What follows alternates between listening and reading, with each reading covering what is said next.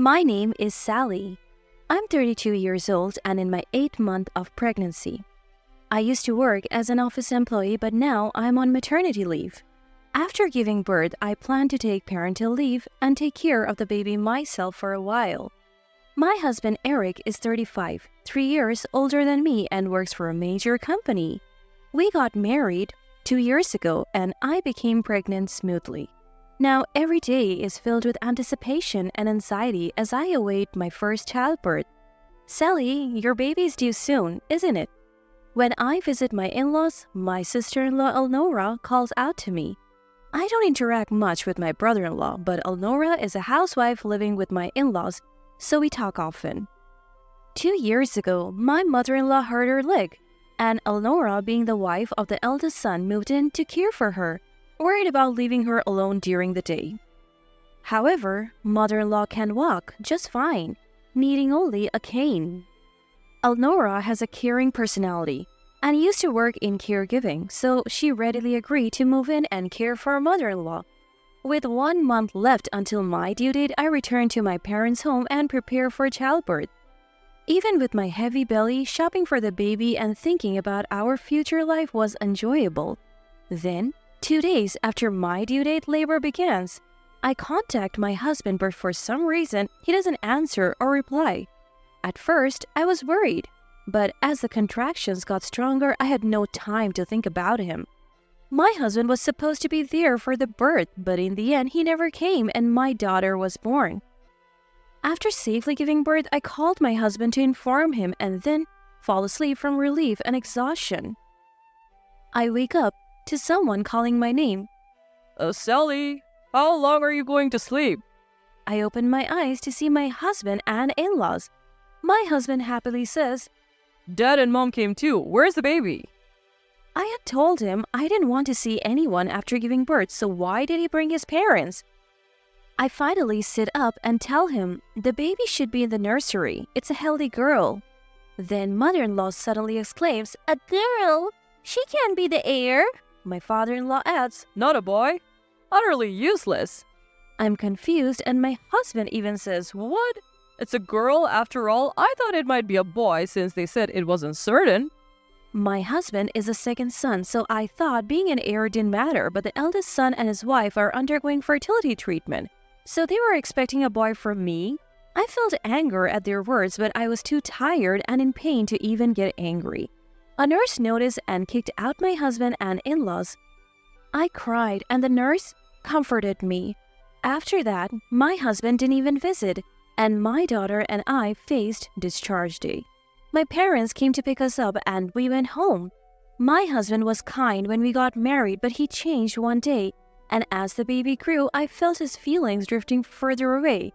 Just when I found out I was pregnant, my husband made a mistake at work and was demoted, resulting in a pay cut. It didn't seem like a big mistake, so I thought he could recover quickly.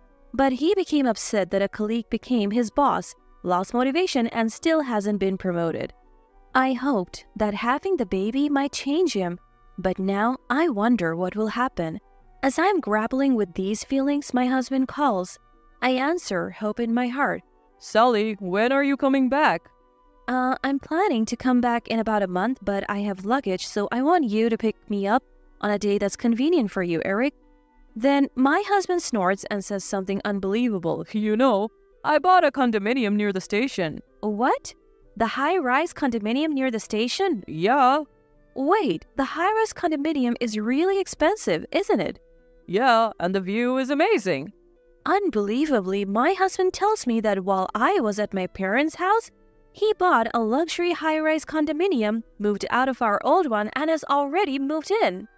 What do you mean? We don't have that kind of money, do we? Unfazed by my panic, my husband says, I used the money from selling the family home as a down payment. What?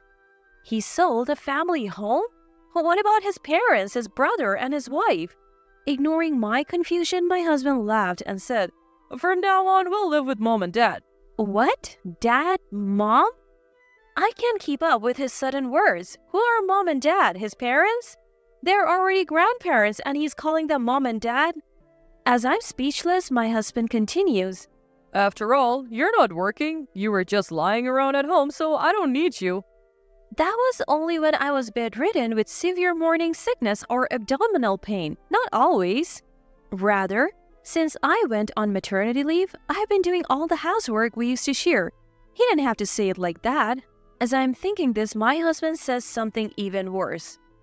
Get out, you housewife parasite. The child wasn't a boy, and my brother's undergoing fertility treatment, so I'm being counted on. So I'll remarry a woman who can bear an heir. Mom and Dad said they don't need a childless couple, and my sisters wanted to live separately. That's when this high-rise condominium was on sale. Your stuff is in a rental storage, so go get it sometime. Well, anyway, we're getting a divorce. With that, he hung up unilaterally. I'm stunned. I have lost my place to go home? Whether it's sadness or regret, tears naturally spill. I try to think about what to do next, but I can't find an answer. At that moment, my daughter wakes up crying. Wiping my tears and holding my daughter, I realize that I'm the only one who can protect her, and I must be strong. Seeing my daughter stop crying and smile, my heart is soothed. I stand up and begin to organize what I need to do. I tell my parents the situation, and of course they're furious, but I tell them I want a divorce and ask for their help. Half a month later, with no contact from my husband, I sent my father to tell him my intention to divorce. Then my husband called me right away. Hey, what's this about dividing property? The money in the bank account is mine. I won't give you even $1. I had been silent before, but after half a month, I had recovered both mentally and physically. And I wasn't going to be like before. True, the account was in Eric's name, but that was shared property for both of us. In fact, I also put money into that account for living expenses, so it's all subject to property division. What? But it's in my name, right? That's why it's shared property. I didn't think he was that dense, or maybe he's just being self-serving. Either way, whether my husband understands or not, I will make sure the property is divided. Even if you don't agree, we will divide the property properly. Besides, you're the one who said you wanted a divorce, right? I want to divorce someone like you, so just sign the divorce papers, okay? How dare you talk to your husband like that after I've supported you all this time? Fine, I'll divorce you. I'll write it right now. Just wait. I deliberately angered my husband to get him to write the divorce papers, and this strategy seemed to be a great success. After hanging up, I withdrew money from the account where I managed the household finances. I couldn't withdraw it all at once due to the limit, so I took it out over several days. But my husband didn't seem to notice, and he didn't say anything. I submitted the filled-out divorce papers that my father brought back the next day, and they were accepted. And we officially became strangers. I'm struggling with my first child-rearing experience while staying at my parents' house. I'm gradually getting used to parenting, and above all, my daughter is adorable and I feel happy. A few months later, while soothing my daughter, someone came to visit. It was my ex-husband, Eric. I hadn't seen his face since my daughter was born, but I didn't feel anything. I wasn't angry or sad. I responded expressionlessly. What? This is a nuisance. Then Eric suddenly bowed his head. Sally, please come back. I could only sigh at the expected turn of events. I tried to close the door silently, but Eric sat down in front of it and started talking unilaterally. Actually, I'm about to be kicked out of that high-rise condominium. I figured. Probably because you don't have enough money, right? The savings should have been more, but they're gone. Dad quit his job and Mom is bragging to her friends about living in a high-rise condominium and always throwing parties. And I couldn't help but burst out laughing at that point. There's no way Eric's income alone would get a loan, so probably father-in-law's income was considered too. If he quits, of course, they won't be able to pay. Dad and Mom, huh? I can only laugh. Suppressing my laughter, Eric continues unaware. So, before I knew it, the account balance was gone, and if I don't pay by next week, they said I have to leave, so please come back. After laughing for a while, I glared at Eric. What's going to change if I go back? Just another housewife parasite, right? Well, right now the house is a mess and no one's cooking. What? Come to think of it, mother-in-law was never good at housework. Since my brother-in-law got married, Elnora had been taking care of a lot of things, and it seemed like she had been doing everything since they moved in together. Come to think of it, I wonder what happened to Elnora. Hey, what happened to your brother and Elnora? You said you sold the family home, right? Yeah, my brother was always against living in a place that was beyond our means, and Dad got angry, and since he wanted to live separately anyway, he kicked them out. My brother-in-law was sensible. I'm glad Elnora doesn't seem to be involved. I've been busy taking care of my daughter and didn't have time to worry about it. Look, shouldn't you guys figure it out on your own? Asking me to come back is just because you want a housekeeper, right? Who do you think would go back to that? I am busy taking care of my daughter. I don't have time to take care of you guys. My daughter brings me happiness, but what do you guys give me? Who would want to be a housekeeper without even getting paid? Then Eric said in a panic, Oh, what do you mean? It's love. Love. I have love for you, don't I? At those words, I laughed. Love? From Eric? I don't need that. I don't even need money. Even though I only stated the obvious, Eric looked hurt for some reason. I took the opportunity to say what I hadn't been able to say before. First of all, it was tough on your income alone. That's why I put the same amount into the house. And I wasn't a housewife. I was on maternity leave. I was receiving an allowance and putting it into the house, and I did all the housework because I was the one at home. You wanted to act like the head of the family, but I'm the one who should be thanked. It's natural that life would become harder without the money I was putting in. And this is what happens when you make a stupid purchase like a high-rise condominium. Then Eric looked genuinely surprised as if he didn't understand.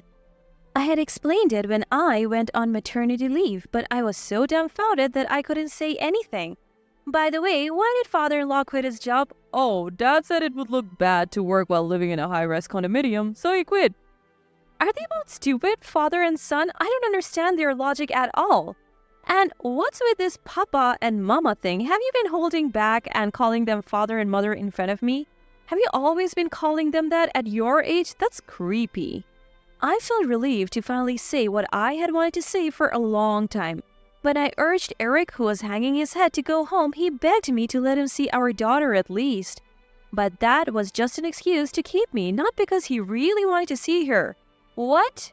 You don't need her because she's not a boy, right? Your family is just Papa and Mama, right? You don't even know our daughter's name now. I haven't told you and you haven't asked. If you really wanted to see her, you would have been more involved with her sooner. After I said that and closed the front door, Eric slowly walked away. A few days later, I received a call from Elnora for the first time in a while. I'm sorry, I couldn't get in touch. A lot has been going on. Elnora said she didn't know the address of my parents' house and couldn't send a birth celebration gift, so she arranged to come over to our place. My brother-in-law came along and bowed his head to me and my parents, apologizing for his family's behavior, but he was not at fault at all. According to what I heard, they were kicked out of the high-rise condominium and only the loan remained. They tried to get close to my brother-in-law and his wife, but they were refused any further involvement, and in the end, they're living in an old apartment building that's about 50 years old. Father-in-law has found a new job, but the salary is much lower than before, and mother-in-law has never worked, so she doesn't even have a part-time job. Apparently, they often argue loudly, and the voices of their quarrels calling each other Papa and Mama have become the talk of the neighborhood. My daughter is growing rapidly, and she will soon celebrate her first birthday. Her safe growth is my greatest happiness. I'm looking forward to her continued growth in the future.